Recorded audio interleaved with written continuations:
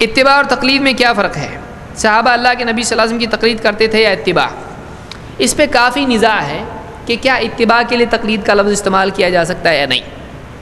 بعض نے کہا کہ ہاں کر سکتے ہیں، کہ ہم یہ بھی کہہ سکتے ہیں کہ نبی کے مقلد ہیں، اور بعض نے کہا کہ نہیں، تقلید کا لفظ کتاب و سنت میں نہیں ہے، اس لیے ہم کو اس کو استعمال نہیں کرنا چاہیے۔ یہی بات صحیح ہے۔ کیوں؟ کیونکہ اللہ تعالیٰ نے فاتبعونی کا لفظ ذکر کیا ہے، اور قرآن کریم میں تقریباً جگہوں پر آپ کو اتباع یا اقتداء کا لفظ آئے گا۔ یہ دو لفظ ملیں گے آپ کو عام طور سے، تقلید کا لفظ آپ کو نہیں ملے گا، تو اس لیے تقلید کا لفظ استعمال کرنا مناسب نہیں ہے۔ تقلید اور اتباع میں فرق کیا ہے؟ اتباع کی دلیل ہوتی ہے، تقلید کی دلیل نہیں ہوتی ہے۔ ایک آدمی تقلید کیوں کرتا ہے؟ اس لیے کہ اس کے پاس کوئی دلیل نہیں ہے۔ اگر کسی سے پوچھا جائے آپ صرف امام ابو حنیفہ کی مانتے ہیں تو اس کی کیا دلیل ہے؟ قرآن میں ہے، حدیث میں ہے، سنت میں، یا اجماع میں دلیل ہے، یا قیاس میں دلیل ہے۔ تو جب آپ چار چیزیں کہتے ہیں کہ اہل حدیث چار نہیں مانتے ہیں، دو ہی مانتے ہیں، قرآن و حدیث، اجماع اور قیاس کو نہیں مانتے ہیں۔ ہم اجماع کو بھی مانتے ہیں، قیاس کو بھی مانتے ہیں، لیکن اجماع جو ثابت ہو، قیاس جو صحیح ہو۔ تو قرآن، سنت اور اجماع اور قیاس ہم بھی مانتے ہیں۔ اب آپ یہ بتائیے، جو بھی مقلدین حضرات ہیں ان سے ہمارا سوال ہے کہ امام ابو حنیفہ ہی کی تقلید کرنا قرآن سے ثابت ہے، سنت سے ثابت ہے، اجماع سے ثابت ہے، یا قیاس سے ثابت ہے؟ کس سے ثابت ہے؟ تو جب چاروں چیزیں دلیل ہیں اور کسی سے بھی ثابت نہیں تو ثابت کیسا ہوا یہ؟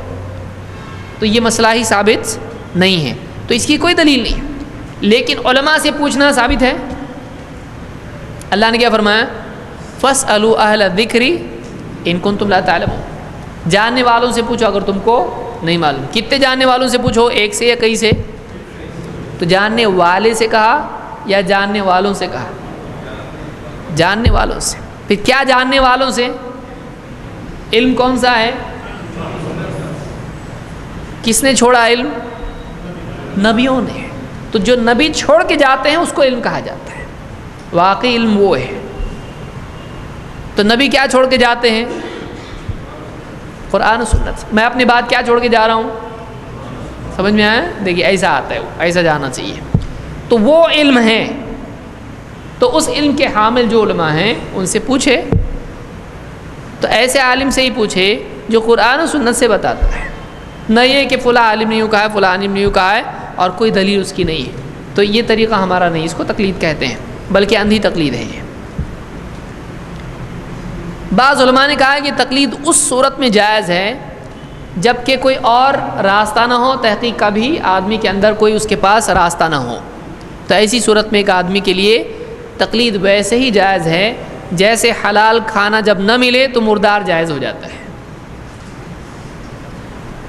مردار کھانا جائز ہے کہ نہیں ہے؟ کب؟